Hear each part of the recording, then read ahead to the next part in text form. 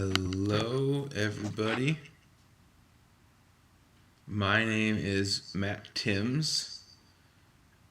I am the owner here of Coming Hour. I'm super excited that you're joining me here on the YouTubes. This should be a fun time. If you have any questions, please leave them in the comment section or in the chat section. I am watching that as we go, as well as watching things on my phone. So absolutely feel free to leave comments, questions, anything you want to know about me or about Coming Hour. Please just drop them in the comments right below there, and I will answer them as I go. So I'm just going to dive in, kind of ramble a little bit about me, Coming Hour story, and we'll just kind of see where we go from there. So let's see. Can everybody see me okay?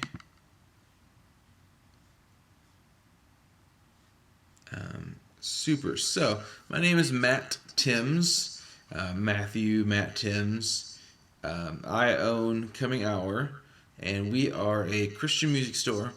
Um, we're not Christian. I don't appreciate people that just kind of throw the label Christian on a lot of things.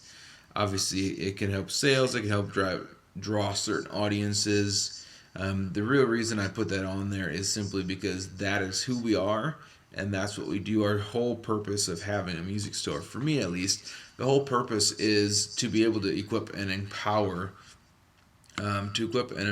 worshipers to move in excellence and confidence and boldness in everything they do. So my goal is not to just kind of coerce people into giving me their business or anything like that. My goal is that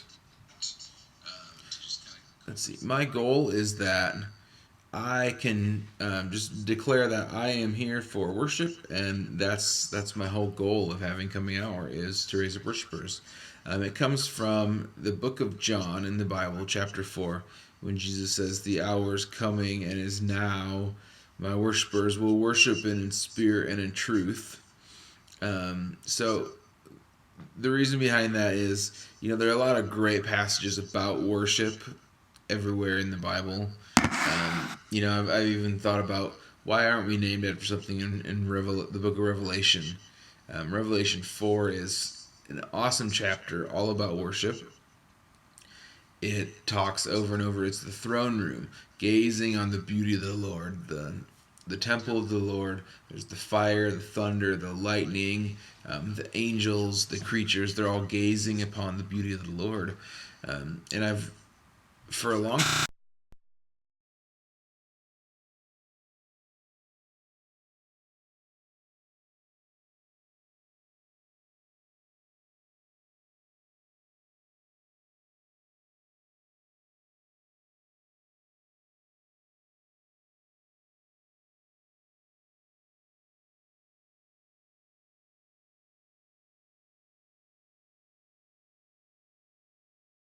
oh, sorry about that. My screen went black.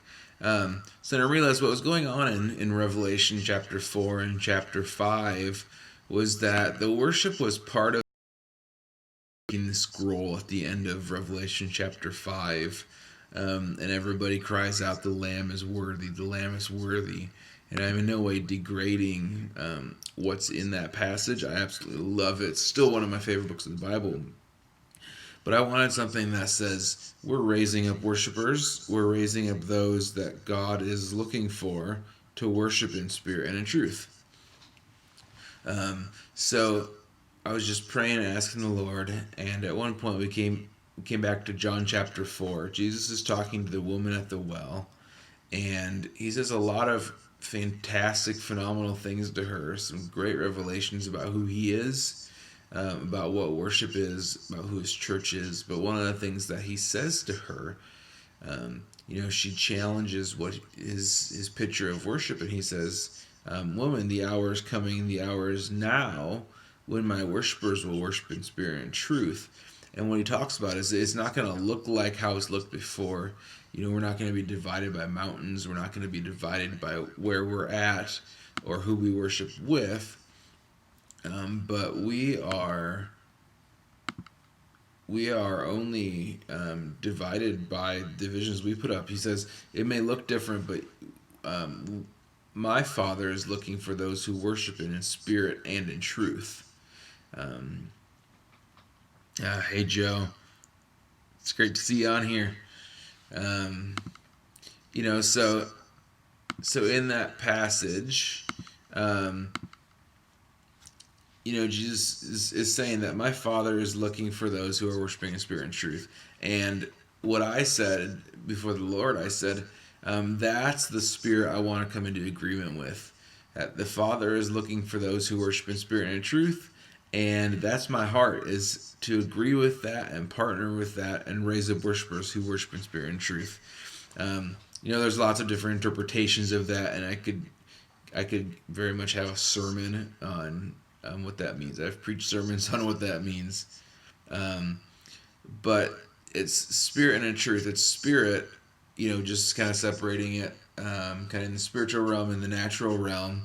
But Father's looking for those who worship in spirit, who really agree with who He is, who really worship through the Holy Spirit, covered by the blood of the Lamb, who really understand what it means to declare that Jesus Christ is Lord, and have that be their declaration, that in the deepest parts of everything they are truly crying out. They're not just performing, they're not just playing an instrument, but they're truly declaring the name of Jesus. They're truly declaring that He is Lord of all.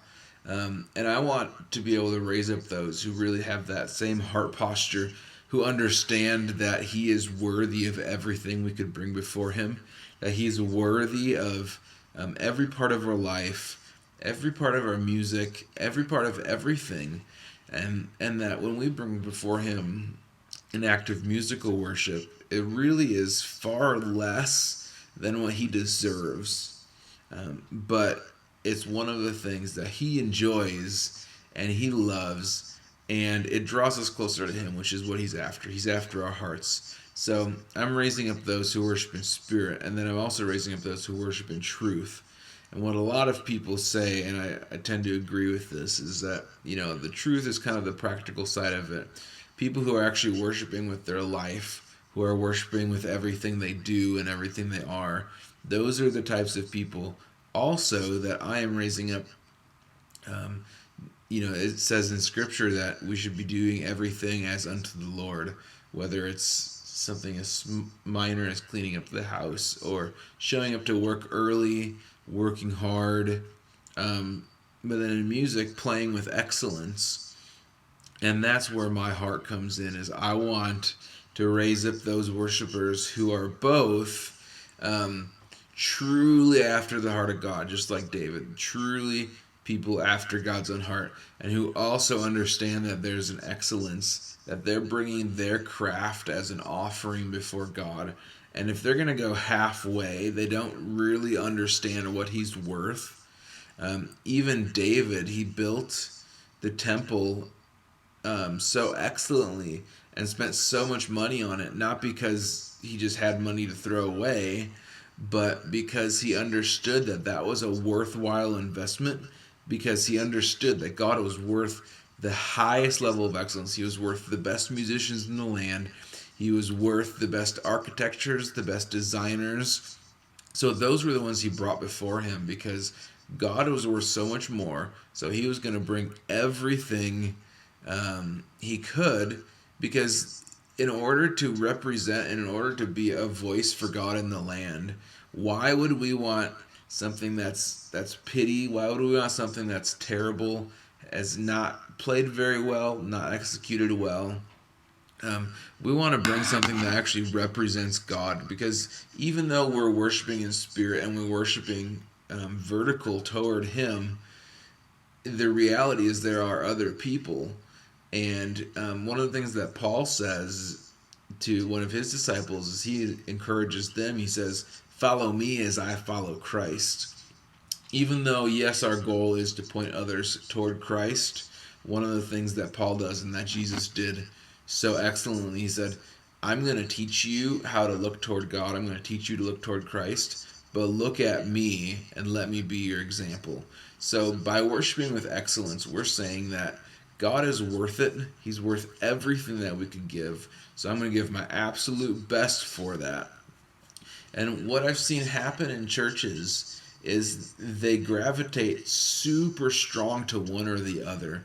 They either say very strongly that our goal is excellence, we want to bring the best before God, which has resulted in hiring musicians without much background check, without any discipleship.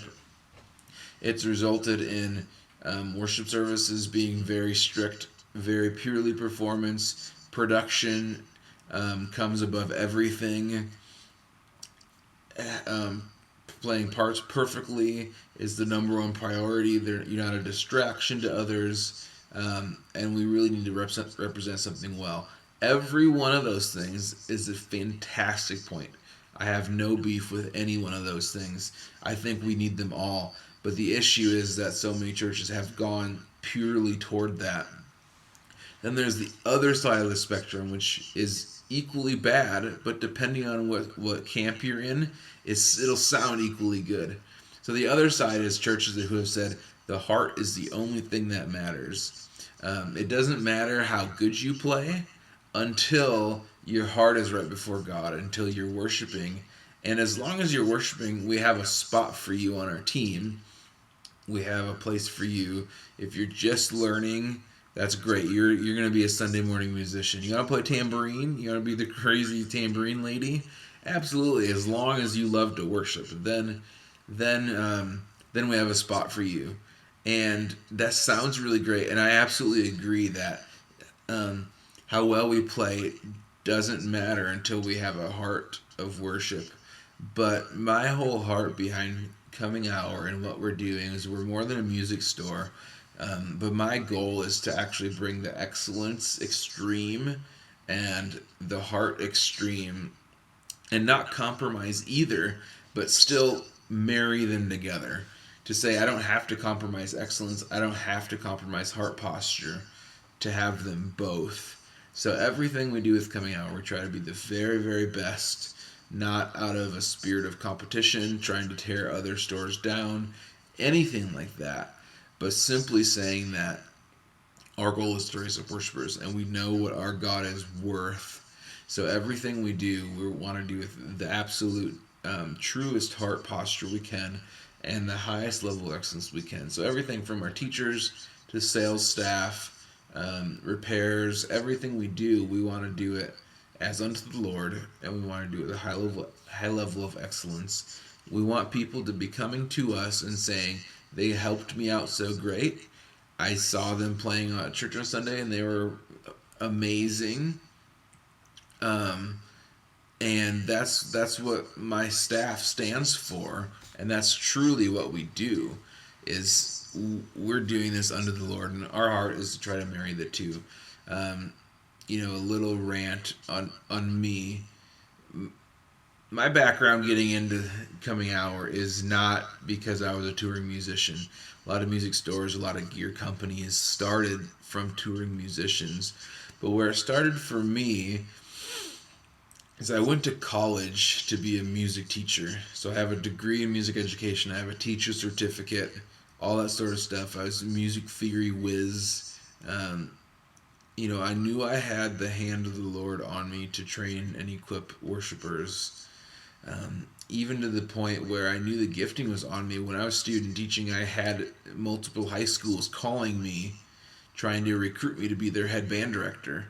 And I turned down multiple jobs. My college did not like me very much for that because I was one of the better ones, one of the better band directors in the music program.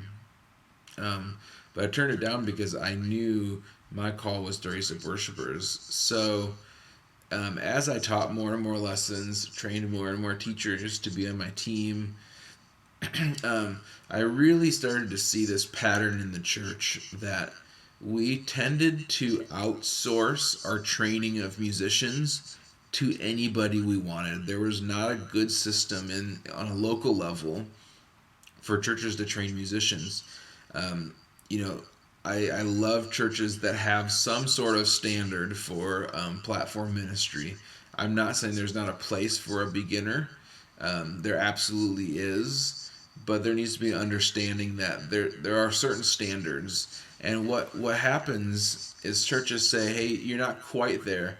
We want to walk with you. We want you to serve, but you're not quite where we need you to be. Go take lessons somewhere." And and they would not give any guidance to that. They would just say, "Go somewhere and take lessons, and then come back when you're ready." And that hurt me because I saw them going to bar musicians. I saw them going to stores that may or may not have shady people in them. And I'm not saying anything negative against teachers, other teachers, but I'm just simply saying that um, we're sending our worshipers to be discipled by people who are not worshipers. It does not make sense. We don't send our pastors um, simply to a secular public speaking school in order to be a better speaker to come back to the church.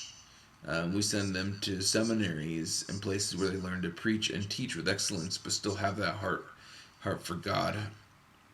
So um, that was where it started stirring up to me. I wanted people to see some of the best teachers and the best musicians raising up some of the best worshipers and the best musicians within the church without feeling like they had to compromise on finding a very, very excellent teacher with a great heart for worship. So from that place, I started working with churches, did a lot of private lessons, and started doing enough equipment where it practically made sense. And I felt like the Lord was saying at the same time, step out and do this. Carry more stuff, grow into a music store. You're going to be a store, you're going to be a school, you're going to be all of this. And so I did it. It was a long story. I was teaching out of a basement that I rented, and I felt like the Lord said, "Go and do more." So I was out. I was touring houses. I was going to run a store out of my basement. I was going to run a school out of my basement. And there was a moment where I said, "Lord, I'm out. This is not for me. I'm done. Leave me alone. I'm out." And then what he said to me is he said, "No, you're not. I want you to do more. Go find an actual storefront." So I turned around and I said, "All right, Lord, I'm in. I'm not going to fight this. But can it be a great space close to a main road and touring spaces in and out?" And the Lord gave me exactly what I asked for, even to the point where I offered the landlord below half of what they were asking for. And they turned around and said, "Absolutely, we would love to do that for you." Um, all that to say that the Lord had his hand on us the whole time. So long story short, we keep adding more inventory, adding more staff, adding more teachers, and we grow and grow and grow and grow to where we are today. And about a year ago, it's probably about a year ago now, we just noticed there was starting to get more and more following on the internet of people who said, "You know, I really resonate with this fact that your entire store is worship." Um, I have a guy in another store. I know a guy who loves worship who works somewhere else.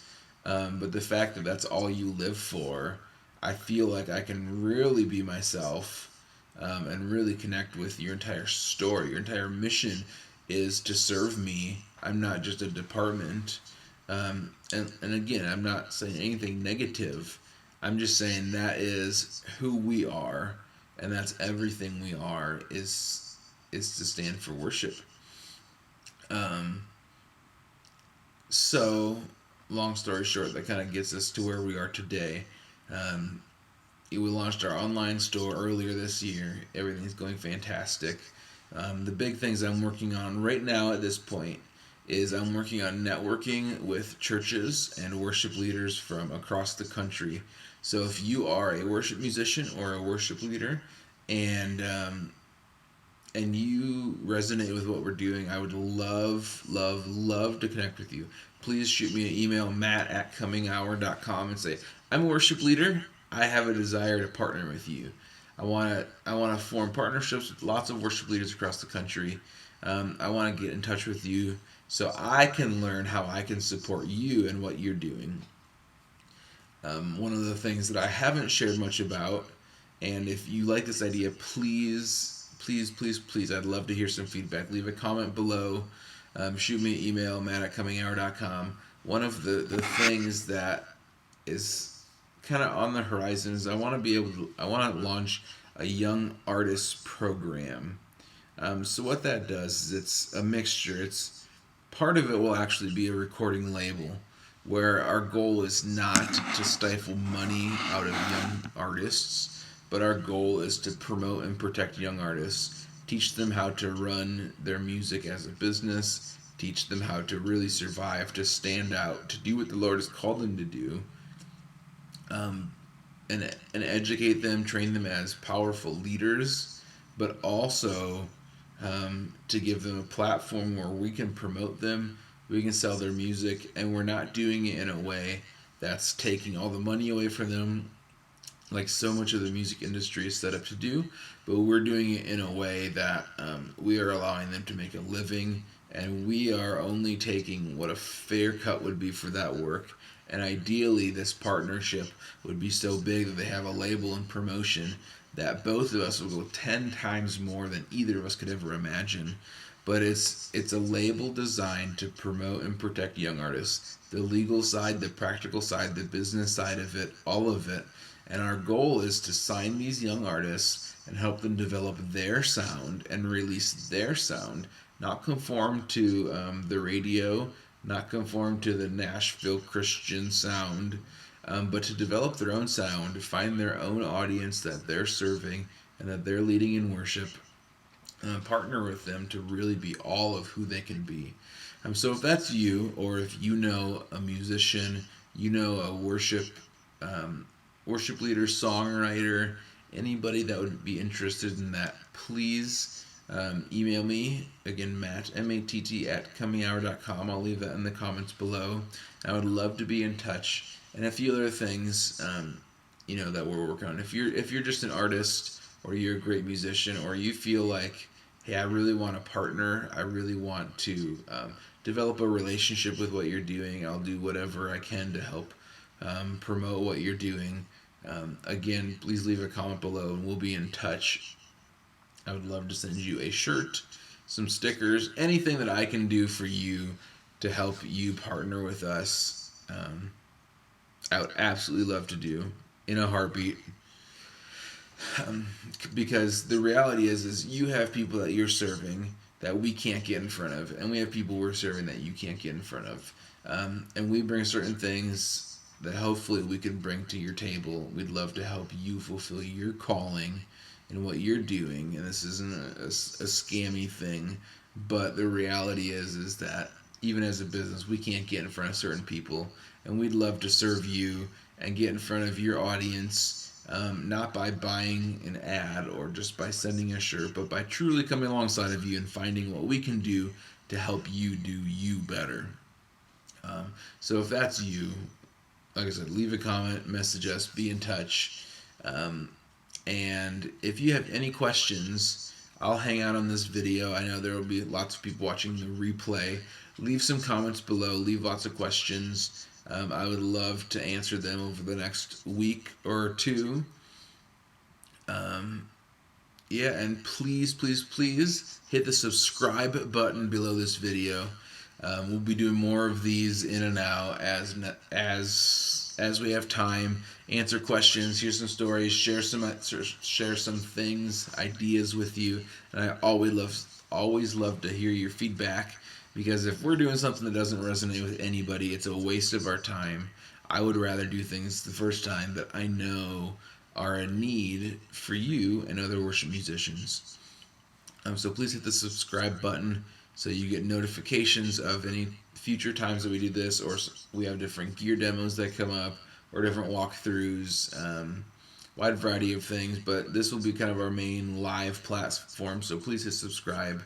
And if you want to set up a time to meet with me, again, you can go to our website, the contact form, leave a comment below, and we'll be in touch, or shoot me an email. So it was great to chat with you.